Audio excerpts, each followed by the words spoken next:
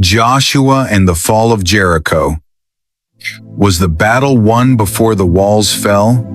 The city stood silent, massive stone walls rising like an unmovable promise of defeat. No battering rams, no ladders, no war cries, only footsteps and faith. Like this video, share it with someone who needs this story today, and subscribe to the Bible Story Vault for more cinematic Bible stories brought to life. This is the story of a battle that defied every law of warfare.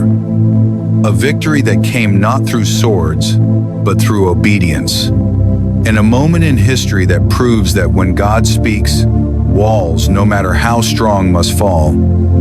Stay with this story, and you'll discover why Jericho fell before the first stone ever touched the ground.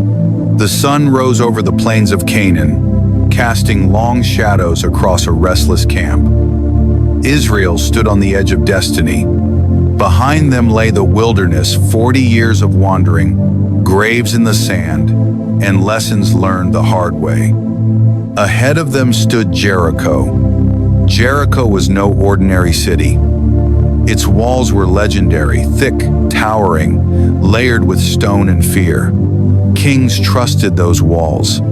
Armies feared them. And now, Joshua stood staring at what seemed impossible. Joshua, son of Nun, carried the weight of leadership heavy on his shoulders. Moses was gone. The mantle had passed. And now the people looked to him not just for strategy, but for certainty.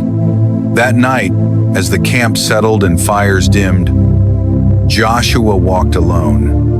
The wind moved softly through the grass, and suddenly, he was no longer alone. A man stood before him, sword drawn, eyes burning with authority.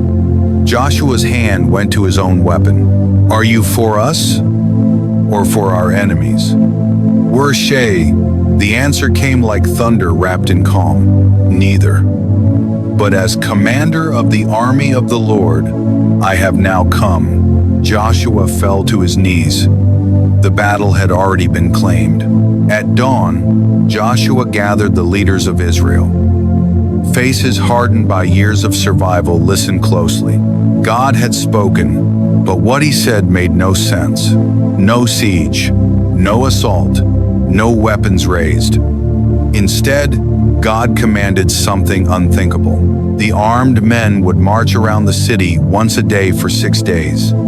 7 priests would walk before the Ark of the Covenant, blowing trumpets made from ram's horns.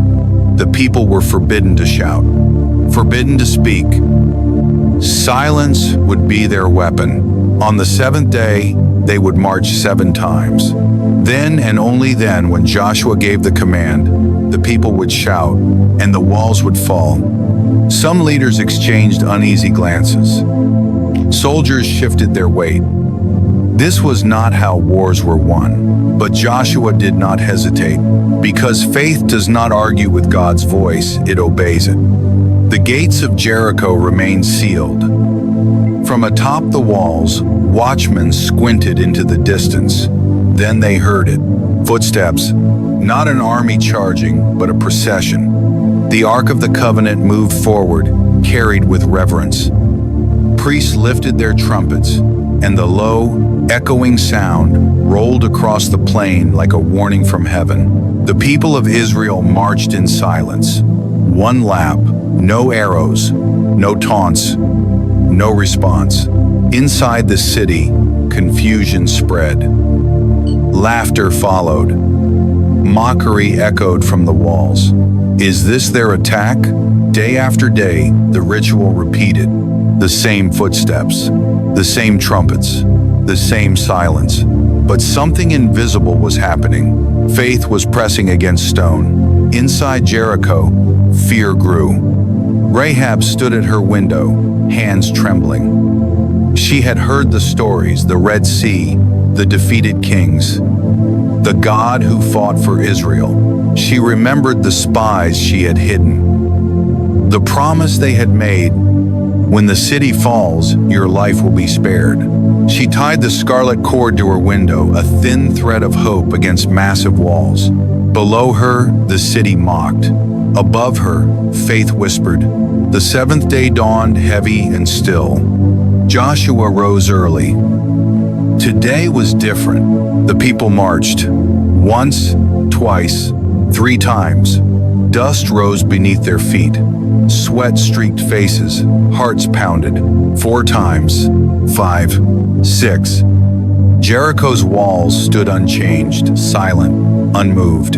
Then the 7th lap began. The priests lifted their trumpets higher.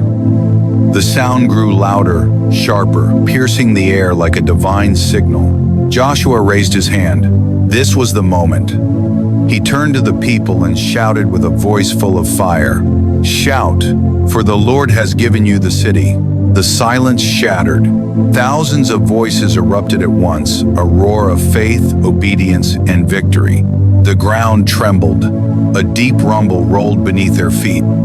Then the impossible happened. The walls of Jericho cracked, stones split, foundations collapsed, towers crumbled, not outward but inward.